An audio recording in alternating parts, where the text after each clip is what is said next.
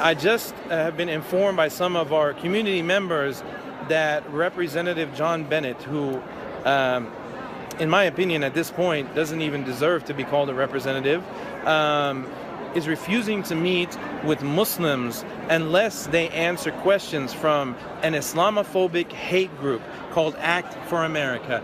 Nobody should be vetted with stupid, Islamophobic, hateful, bigoted questions before they can meet with their representative. These students were in the Oklahoma State Capitol for what's called Muslim Day, an event meant to bring together government officials and the Muslim community to help build better relationships.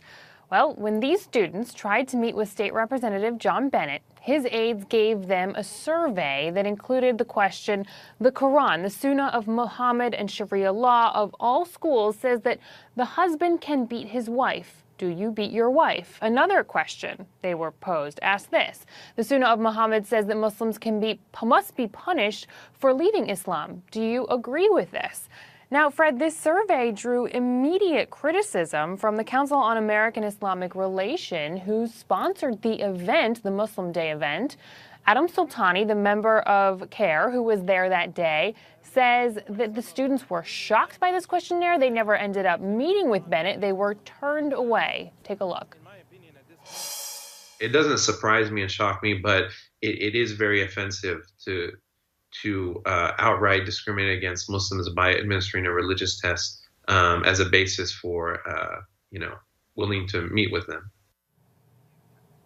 You heard him say he thought that this amounted to a religious test. Now, Representative Bennett has expressed his anti-Muslim views in the past. The Tulsa World, the local newspaper, is reporting that he called Islam, quote, a cancer on our nation.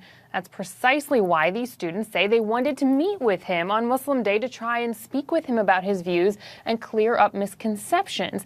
Now, it's also worth noting that Bennett's Facebook page quotes scripture from the Bible, the same book that also includes passages about, for example, stoning people, quote, until they die. Of course, it's generally accepted, Fred, that some of these religious texts are not to be taken so literally, and Soltani says that same benefit should be applied to the Quran. Take a look. Anyone can cherry pick verses from a holy scripture and claim that, it says one thing or another. But in the case of Representative John Bennett, he has really lashed onto Islamophobic rhetoric that takes verses of the Quran or sayings of the Prophet Muhammad out of context, or even sometimes just completely makes them up and uses them to propagate a misunderstanding of the Islamic religious faith. Now, we haven't been able to reach Representative Bennett for comment, but he did respond to the Tulsa World in response to questions about this incident, saying in part, quote, can't refute facts.